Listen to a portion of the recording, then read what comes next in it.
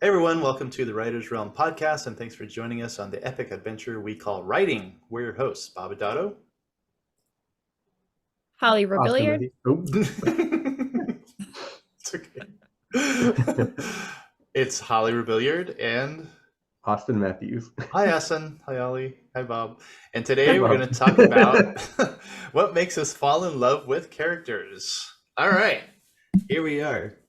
Hey, before we get started into all that amazing goodness, why don't we update where we're at with our writing? Are we working anything new or finishing any projects, or what are we doing, Austin? I'm still grinding away at the same stuff. So mostly working on the Arcanist's cookbook and a little bit of stuff with Brassbound. That one's been a lot more slow going than I was hoping for, but I'm trying to round out the story and stick the landing. So it's always kind of important. And since it's being posted week by week, once I start posting again, I need it to like actually be in the finished stage. So yeah. Now, what are you going to do when it's done, the end? Is there another one coming, or? Yeah, so that one's probably, I'm trying to decide. So I'm trying to figure out where the end of this one is. I think it's going to leave off on kind of a cliffhanger, and then it'll get resolved probably in a pretty quick novella as far as like what happens to the main cast of characters, and then followed up with a second book in the series that follows a different group of characters. Good. Yeah, that'll be fun. And then Holly. Yeah, I am. I just started editing Heartbound. So I'm pretty excited about that. I don't know if I would really call it editing. I'm doing the second draft. So there's a lot of filling in holes and things like that, ironing some things out, making sure that I have names for everything and all that good stuff. So I just started doing that. I made it through the first chapter so far, and it was really fun to like I feel like I haven't been working on it that long, but I feel like I've been working on it for so long that I'm like, oh my gosh, I forgot I even wrote about this. So it's like really fun because now I'm getting to know the characters and like know the book all over again. So it's been really fun. Yeah, good. It's not as stressful as I thought it would be. Really? Well, good for you. So far. Yeah. It's only the first chapter. Yeah. Talk to me on your fifth revision, and then we'll yeah, exactly. we'll revisit this. But yeah, so I'm working on Hunter's Moon, doing the second draft also, and we'll have to talk about soft editing sometime because it's actually really nice. You finish everything, finish the whole book, and then you get to look it over, and then you just trim stuff. What I'm doing is trimming it down because my word count goal was 60,000 and it's over 80. It's like 85 or something like wow. that. So I need to trim stuff down because there's just too much going on. So subplot, I'm definitely taking out. Excuse me. I only want to cough when I'm doing my podcast. But yeah, so I took out one subplot that's just going to be it's just too complicated, makes things too complicated. So, just pull it out. I mean, I know it looks fun when I'm writing it, but like during a read through, you're like, this is way too many things going on. I super appreciate that though, because like I always feel like I end up in the opposite thing, because like writing longer fantasy, I'm like, okay, it's too short, a bunch of people died, I didn't care enough, like it didn't hurt enough as a reader, so like I need to go out and add a subplot so like whenever something bad happens, people feel it. That's a good point. Yeah, that's a good point. Yeah, because like I said, it's about 85 right now, and I could have written more. So now I know. But at first, I'm like, how in the world do people make 120,000 word book? But then, like, I could easily add more stuff, and I purposely didn't the first time around. You're Sanderson with 400,000 words. Let's just do this together. Yeah, let's just each of us take 100,000 words, and we'll just submit it. There we go. Written by Austin Matthews, Bob Adato, Holly Rebillard. We'll just rotate through the chapters, each write a different one. And this is only half of the book. Yeah, no kidding. Actually would be such a fun project, I feel like, because you would have like, if you had a different character, right? Each of us wrote a different character. So it would be like a completely different mindset, right? This sounds fun, Holly. I do actually really like that. Let's do this. Let's do this. That is so cool. Yeah, that would be really cool. Oh, man. Okay. We're going to stop what we're doing and we're just going to start writing this crazy. Are talking about what we like about characters. So That's maybe we true. can think about that as Yeah. we look at it. So if we were each picking a different character to write, what is it about a character Right. that makes you fall in love with them? Mm-hmm. Yep. Well, that, and then we're talking about books too, right? The books that we read. So Yeah. what would Holly, we're just pretending, but what would this be, your idea? Be like epic fantasy or sci-fi? Yeah, I feel like I love fantasy. Like All right. that's what So, I read a lot of it. It's Yeah. all pretty much all I read. So I think that probably would be it for me. Okay. We're talking about what we want to, not what we want to read, but what we're reading. Like, so you read, do you exclusively read fantasy, Holly, or what do you do? Not exclusively. Every once in a while I'll go out on a branch here and I'll ask, someone who I know doesn't read fantasy, like, hey, give me a book recommendation. A lot of my friends that don't read fantasy, they read a lot of the like the whodunits or like the murder mysteries and stuff like that.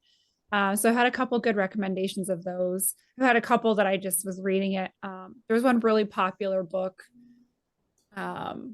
that came out a couple years ago, and everyone was like, "Oh my gosh, you would just love this book, and you should pick it up and read it." And I read it, and I'm like, "This is the worst thing I've ever read."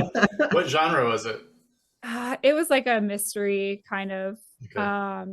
about this guy who died or was killed or something, and they think it's the girl who did it, and all this crazy stuff. So but it was like so bad, like not badly written, but just I felt like to me it wasn't a compelling story. Like I'm like, Mm. where's the dragons? Where's the quest? Like, That's hilarious. It was a Yeah. dragon that killed Mrs. Mustard in the kitchen.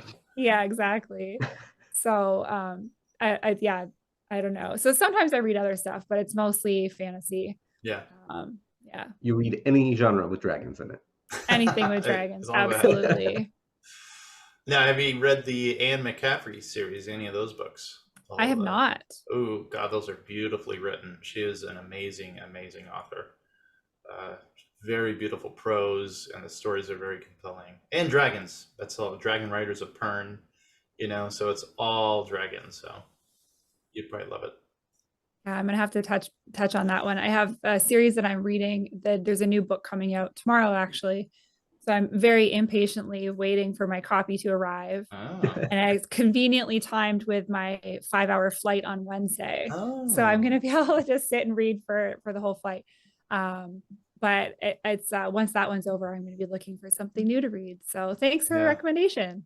Yeah. Now I have a tangent question. You talk about reading on a flight. Do you just get like your headphones out and just plop them over your head and just so you can let everyone know, I'm not here to chat? Yeah, so I do actually. What I like to do is I always go and I'll put on like some sort of fantasy movie, like Harry Potter or like something like that, and I'll pop my headphones in and just turn it down low so you can hear like the background noise, but not really what they're saying, so it doesn't distract me while I'm reading. Yeah. Oh my gosh, I mean, I'm a very social person, but when I'm having my reading time, I'm like, Right. I've had situations where I'm clearly reading, like I could be holding the book like this in front of my face and people are still like trying to have a conversation with you. And it's like, no, this is not the time. Nope. This is not the time Just or the saying place. no English. That's funny. Yeah, because I remember a 5-hour flight from where was it? Florida somewhere. And I sat down with my book and the lady sat next to me and I'm like, oh no, I didn't bring my headphones. I didn't bring anything. And I'm like staring at my book, like, and I can just sense like she's wants, oh, what kind of a book is that? So guess what? Talked for 4.5 hours. She was chatty Cathy. All right. No reading. I mean, what are you going to do? I'm not going to be rude. So I mean, I would be. Yeah. But my problem is like I feel like I never know how to appropriately plan for a long flight because like living in Russia, it's like, you got 13, 14 hours of flights. And I'm like, okay, like a book, I'll get through that in that time period. I'm like, the first time I did it, I finished the book before I even got on the plane. Like not just taxiing, like got on the plane. I was already done. I was like, well, I did not plan this out. No. Yeah. All right, Austin, what do you read? I mostly read nonfiction. Oh, okay. Yeah, I know it's weird. But I really enjoy like reading, whether it's science things, or right now I'm getting into like a lot of like business stuff and just like really enjoying reading those things. But whenever I read fiction, I do tend towards usually high fantasy. So Okay. That leaves me. Yeah, some nonfiction. I basically read everything except poetry. Um, Not that I'm against it at all. I just don't understand it. I wish I did. I feel like doing poetry would really help with prose and pacing and expressing, But my bookshelves are just filled with comic books, uh, thrillers. I don't do too many westerns. That's not a thing I'm really. But yeah, a bunch of thrillers. I really like the old what were the titles? There was like late 70s, early 80s, really thin books, paperback adventure, like action adventure fantasies, like Forgotten Realms. mm. I've recently found a ton of those, so I bought them all at the thrift store. Because you have to. Yeah, I have to. I do have some romance books. I bought some. I met this he's a super great guy, except he writes Amish romance, and Ooh. nobody knows what that is. But I went ahead and I am intrigued. I am too, because he's like a bestseller, and I'm like, I got to read this. I got to know what in the world. It's got a nice cover, and really. So, but he says no. It's like kind of like a little bit of a murder mystery. It's not. Yeah, What? it's That's like all of the intrigues right yeah, there. yeah. So I bought some of those. I have a 1940s, which reminds me, we need to get a friend of mine who writes a historical romance. She writes World War II fantasy romance, so I'd like to get her on here to just to bounce some ideas about romance and stuff like that. But anyway, so yeah, I kind of read everything, fantasy included. I'm trying to finish up Joe Abercrombie's first Law trilogy, so I'm on his third book right now. I love his writing. But yeah, fantasy, epic fantasy adventures, anything. I do have some sci-fi. I do have original Dune, and some other books, some other sci-fi books I can't really think of right now. But anyways, I read everything under the sun. I heard a really good conversation between two authors, and they were talking about this as well because they were saying like, do you read what you write? And the one author said that she doesn't read, so she writes fantasy. And she says when she is working on a new book, she said that she can't read any other fantasy because she said for whatever reason, things from that book will start to like trickle into her own work. And she said even if it's like just like a subconscious thing, right? Because when you get so involved in this other world, she's like, and then without even realizing it, you start to pick up on like not necessarily not like that you're stealing someone's ideas or anything, but it's like you start to pick up on like that kind of language or you're following the same kind of patterns and your writing becomes more influenced by theirs, right? Okay. But the other author said she's like, oh gosh, no, I read fantasy and I write fantasy, and she said I never have an issue with it. So Yeah. Now it was that we've really been cool. talking, I feel like I might actually read more sci-fi than I read fantasy. And I think that kind of plays into like the whole hard magic system. Like I love a hard magic system, and like they treat it like science because it's like, okay, they're in a fantasy world, but it's like, how can we take all these pieces and these laws that we know to be true and then, do these incredibly irresponsible things with them? It's funny. Huh. Interesting. Lots of interesting things. So with our books that we're reading, yeah, we're going to talk about what makes us fall in love with the characters while we're reading these books. We do have our favorites, right? Austin, you said the Silmarillion was your favorite, right? So that's got Yes. some interesting keywords. So what about that book and his characters makes you fall in love with them? Oh, I mean, if we're talking about Silmarillion, like the story I always go back to is Cam Lost. I don't actually remember his original name, but just the story of him and the wolf Cockroth. Like, there's this like bold defiance of like, I mean, spoilers for the very old Silmarillion, for like a short story inside of it. But basically, he steals one of these powerful items from like the protection of the wolf, and like the wolf's chasing him, and he's like, you know what? This wards off evil. I'm gonna like be bold. I'm gonna take my stance, and he holds out his hand and like defiantly holds it up to stop the wolf, and the wolf just bites his hands off. And it's just like, oh no, like did not expect this. but then he like goes back, and it's like it kind of like just goes through him like returning from his quest, and then they're like, hey, like you failed, and he's like, no, it's in my hand right now, and he holds out like the bloody stump, and I'm just like, that moment of like one facing the reckoning, but being like, yeah, I went the whole way, I did the whole journey, and like I did not fail. But then also being, they renamed him Camelos, which means empty-handed, and so it's just like all of this nuance and this back and forth of like him being bold, him doing what he needed to do, and like him having the faith even to stand boldly in the face of the wolf. But it's like, well, maybe it was prideful, maybe that's why he like didn't work. Or yeah, I just love the complications of that entire story. So I mean, that's almost like a hero's journey, right? Yeah, Yeah, 100%. Yeah. Maybe not as successful as most. Well, yeah, lost a hand. I mean, I don't know. if he's, I don't know. Sounds like he was successful though. The guy got the job done, right? I mean, kind of. The most powerful item in the world ended up in the belly of a wolf. So, yeah. Okay. But, I don't know. I guess it's not in the hands of whoever he stole it from. So that's something. There you go. That's funny. That's funny you're talking about all that, because my book right now is about werewolves and a pendant that's getting stolen, and they have to go find it. So it's almost the same thing. I've never read the Silmarillion. How do you pronounce that? Yes, Silmarillion. Silmarillion. He stole one of the Silmarils. So. Oh, right. There you go. It all makes sense now. I believe you. Yeah, but it's funny. Like, it's just, you have a powerful item and something has to be done with it, right? It's going to fall in the wrong hand. So I mean, that's pretty much my first book too. Now that I think about it, here comes a third draft, I guess. Got to change stuff around. How about you, Holly? What makes you fall in love with the characters? Well, I'm Sagittarius, so I love like really awesome, like badass characters that are just, one step ahead of everybody. They're witty, they're like really fun. They have like a I don't give a crap attitude. I just really love like those strong characters. I had this one author that I read. She's like a 6 or 7 book series, and that's what this character is. Is just like this really strong female personality. And I loved it so much that when I read her second series that she wrote, I was expecting, a similar kind of character.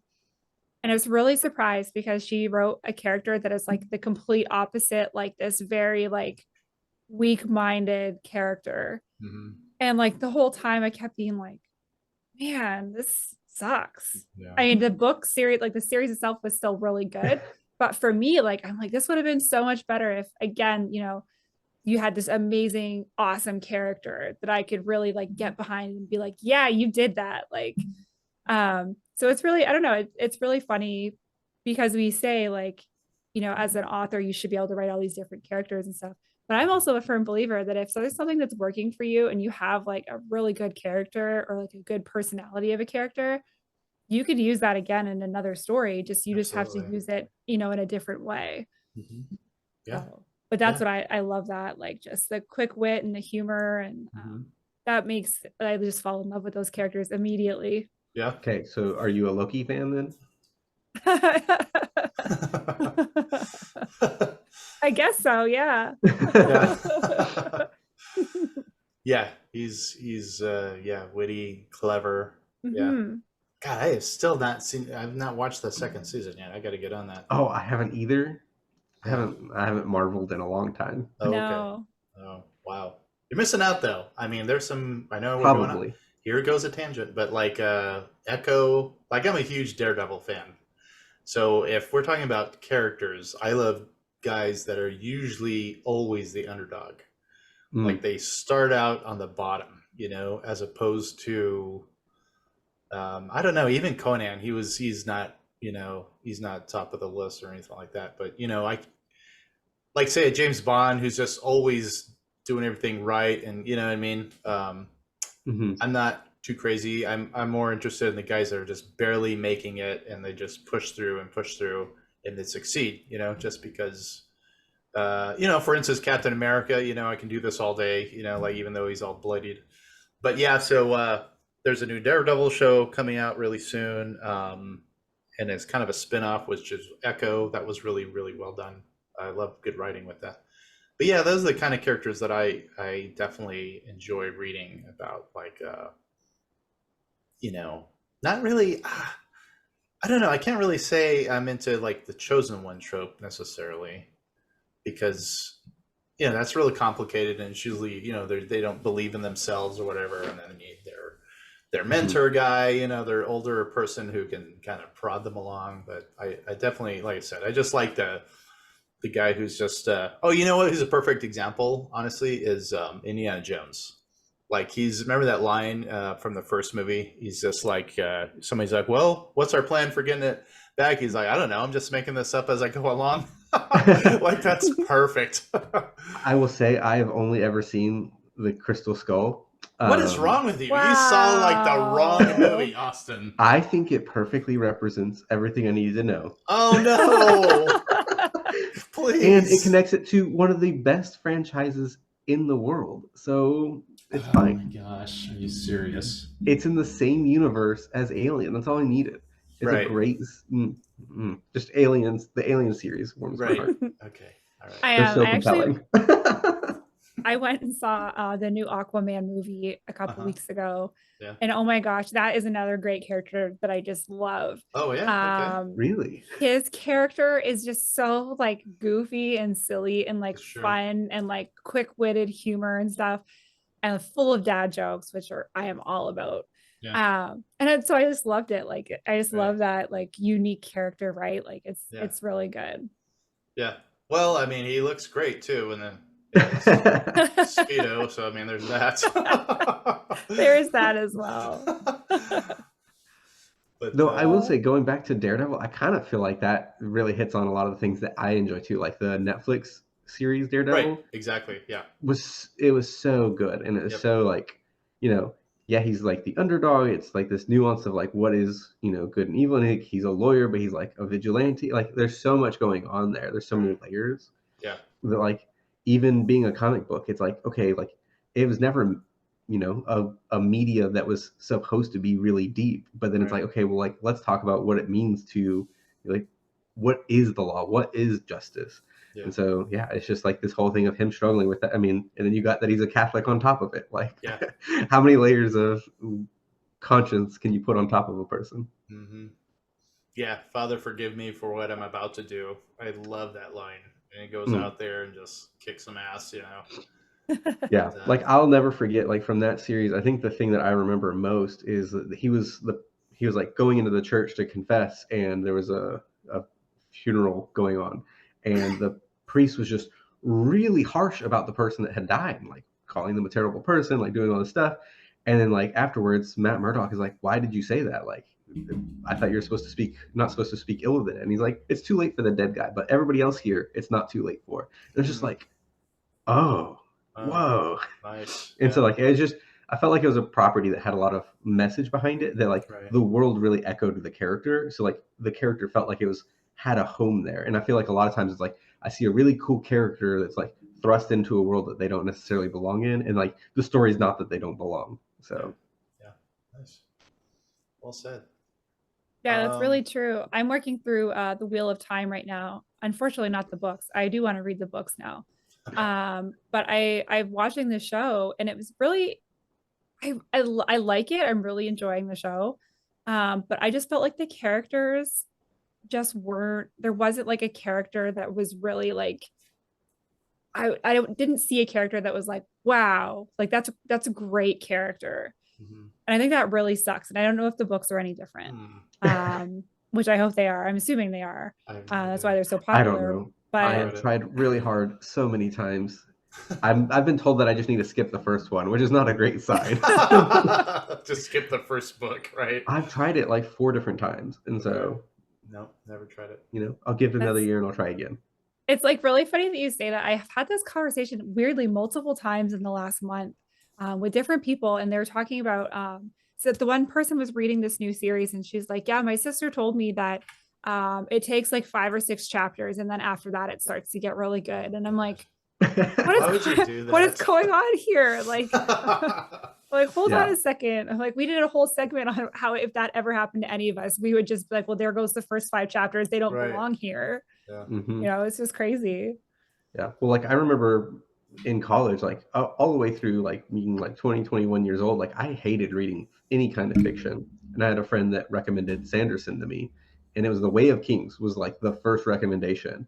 And that is a hefty book. And he's like, hey man, it's really good if you get to page 600 and you don't like it. And I was like, what do you mean if I get to page 600 and I don't like it? I'm like, I don't read books that are 600 pages No, long, thank let alone you. that would be the turning point. Yeah. And I was like, whatever, I'll try it, but Right. it's a rough sell. Yeah. Yeah, definitely. Yeah, so I mean, as authors, we're trying to create these characters. We kind of shape them. So the things we're talking about that we love is what we're Mhm. writing, correct? Yeah. Because I love the underdog. In my first book, Curse of Shadows, she's got a brilliant mind, but like she has like the worst luck, and things usually don't go her way. You know, she's absolutely. I read all about Mary Sue's and how Mhm. everything just goes perfect for them, and they get everything they want, and that is a little annoying. So I made sure that she was not getting everything she wanted, and she was just messing up.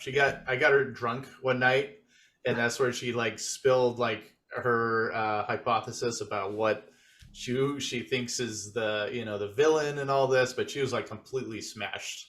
And so like because she was nervous and like she wanted to, so that's usually how I write my characters. So we're doing the same thing with what we love about characters. Yeah. I mean, I think it's hard not to like, if that's the thing that you love, like, why wouldn't I write that?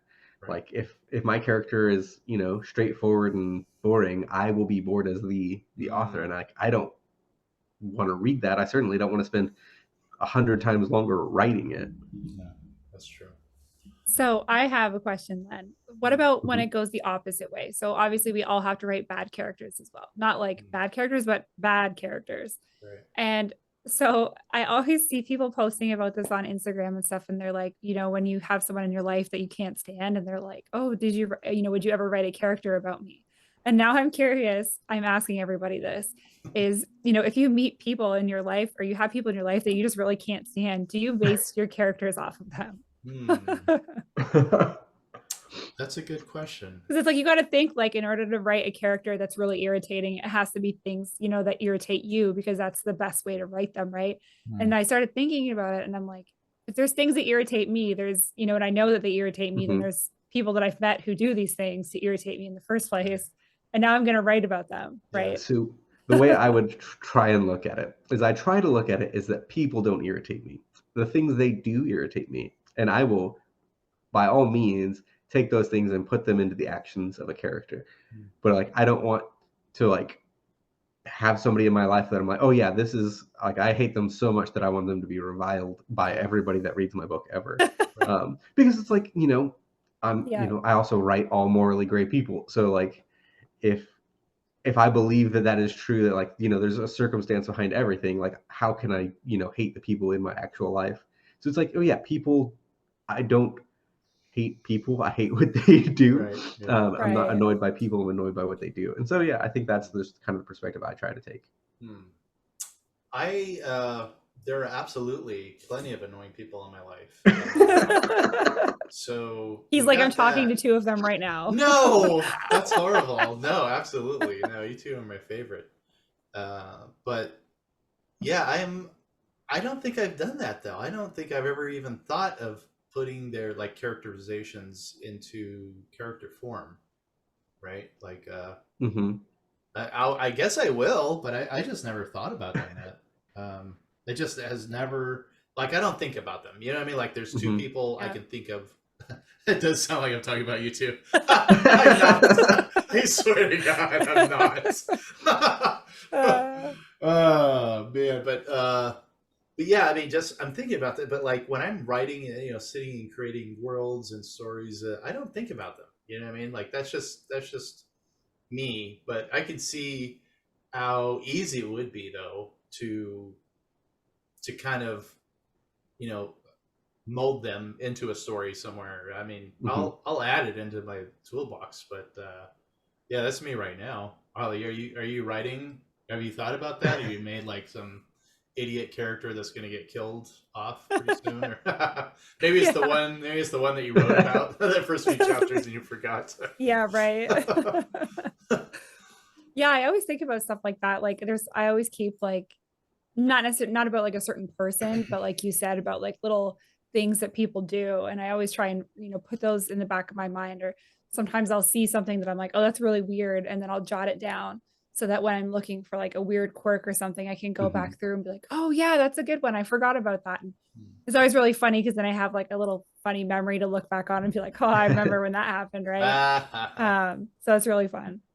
Yeah, I think too, like there's a little bit of a trap almost in basing the characters you don't like off of people you don't like, because I feel like that will have a tendency to be flatter than if you base the character you like off of somebody you do like, because you see a lot more of the well-rounded character of a person that you're close with that you like or, Mhm. Yeah. admire or whatever. But whenever you're like associating these negative feelings, I feel like it does kind of lend itself to being a flat portrayal of somebody who fills a role, somebody who's the butt of the joke, or your straw man villain. Yeah.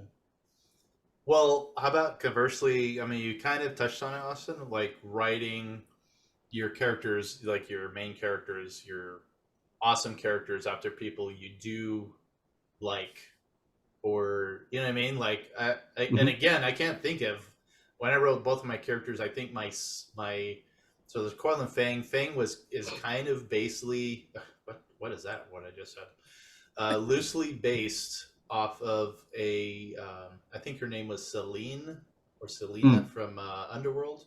Celine, Celine, yeah, short dark cave back and stuff. hair, That's cool. vampire, yeah, just awesome. It's so badass, right? So it's kind of based off of her, but my main character Coil is I just kind of created her. I can't think of like how if there was somebody I really enjoyed because even uh, author Conan Doyle.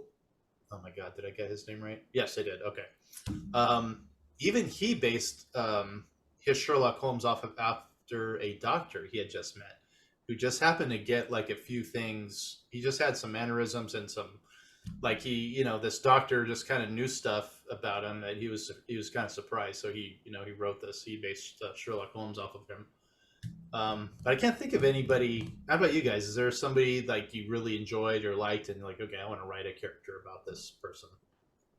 I mean, I've had people ask me to put them in my book, and I pretty much always am like, sure, I'm not going to tell you who it is, but you're going to be in there, Austin, and we you have can to be in your guess. book. Holly and I have to be in your book Yeah, All we right, definitely do. there you go. Okay, So, well, so just random you're people. asking for a lot because remember, everybody has bad endings in my books. God. They would probably be fitting for us. Yeah. How about you, Holly? I don't think so. It's actually really funny. So my family always asks, like, because they're like, obviously they're going to read the books when I'm done. But they're always like, you don't ever write about like anyone that we know, right? And they're like, 'cause nobody wants to read about like their son or their daughter or whatever, and going through these crazy things in a book. And that, it's again, it's a little different because it's a fantasy novel, but at the same time, everyone's like, I'm like, no, I don't have any characters in here that like look like anyone that we know or that, I'm like, there's definitely like a few little mannerisms in there, like you said, that um people who knew me really well would know where they come from. Hmm. Which again, like that makes it that much more fun when you have someone who knows you reading the book and they're like, oh yeah, I see what you did there. But I try not to do it. I mean, I feel like as much as I love the people that are around me, I'm like, I just want to make this perfect, amazing character, and I feel like you can't really do that if you base it off a person. Yeah. I mean, unless you're getting real loose with it and don't care. Yeah, Right. yeah. Huh. Interesting. Yeah. Can't think of anything else about characters. I know there's other things that we like about characters.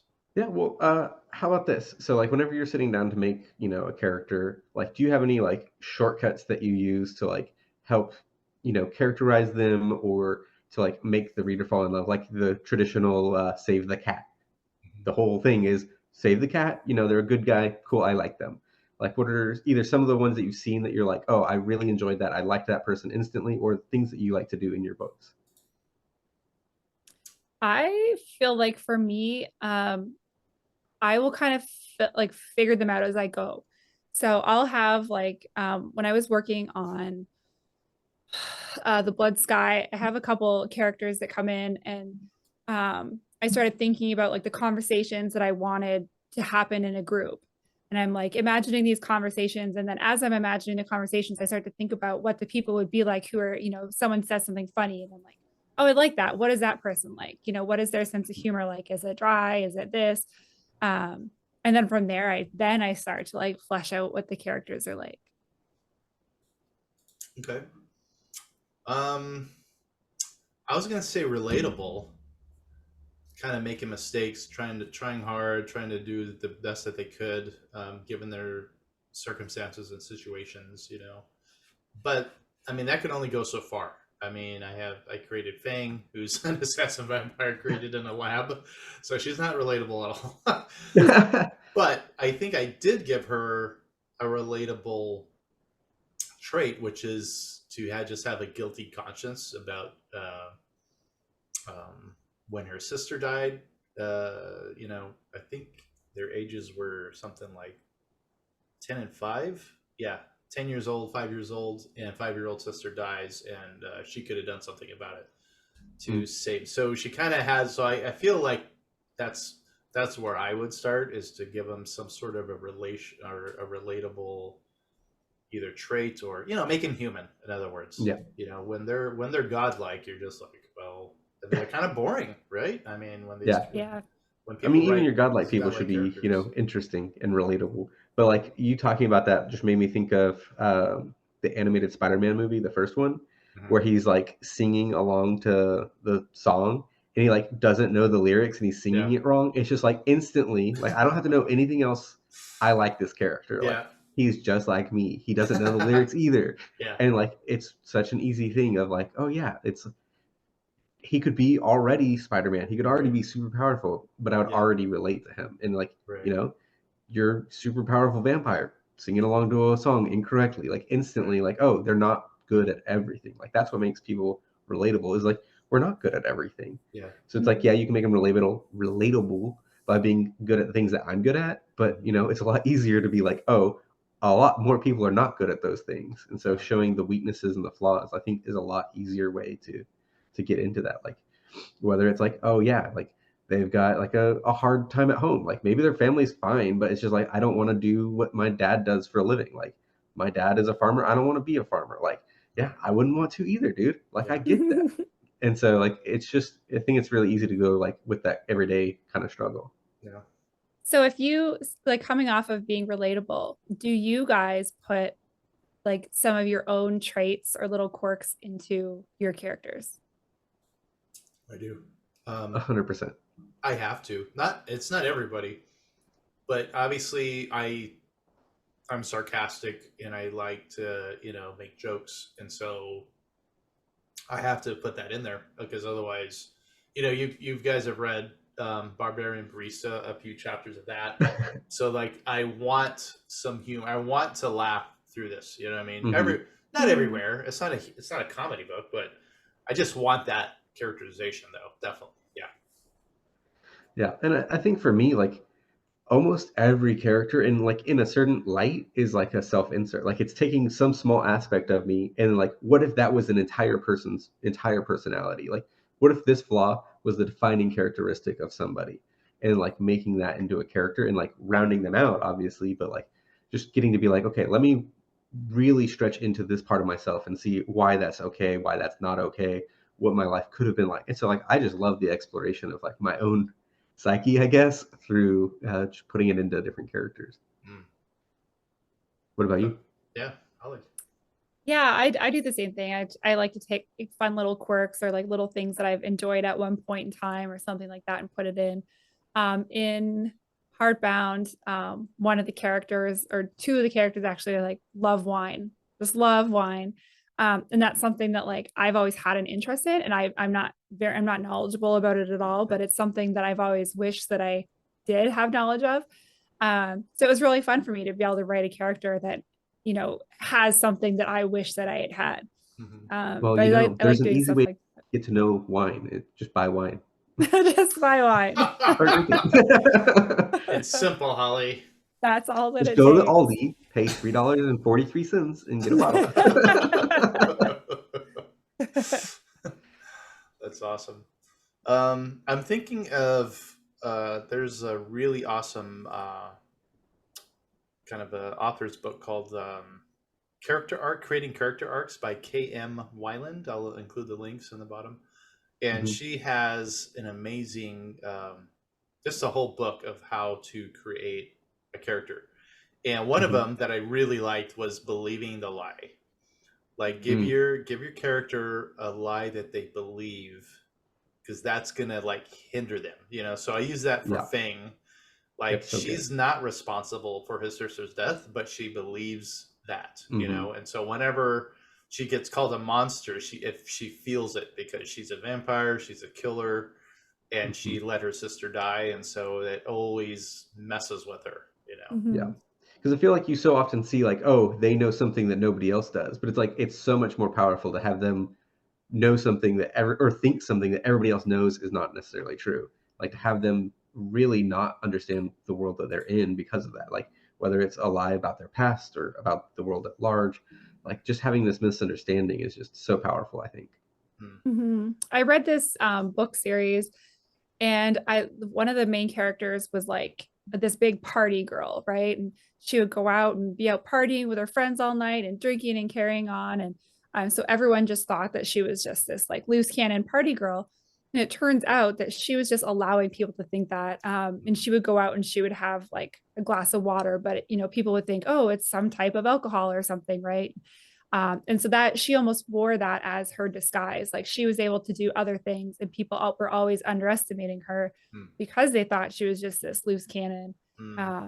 And I thought that was really, it was like a really interesting twist because Real it was like clever. she didn't care. She's like, you know what, whatever, let them think whatever they want to think about me. Nice. And so I thought that was really cool to be able to incorporate something like that in that kind of way. Right. Yeah. And Bob, you mentioned story arcs, and I will say nothing will make me fall out of love with a character faster than them not having a story arc. Hmm. So like I think that's something that's so important because it's like yeah, it takes some time to build and for us to see that. Like it's not like that instant moment of like, oh, I get where this is going. Yeah. But like there's that expectation of like, okay, like if they were here and unconfident in the very beginning, they like get more competent as they go along. And it's like if we don't see them making those steps in their journey, it's like, well, why am I reading this story? Like Yeah. what journey are they going on, whether it's physical, literal, or metaphorical? Right. Yeah, it's almost like a day in the life of, and you're just like shrugging your shoulders, like, why am I even here? I have no clue. There's even some movies like that too. You're just like, Yeah. what is going on, man? Like, I'm just, yeah, just flat, right? Boring. Yeah.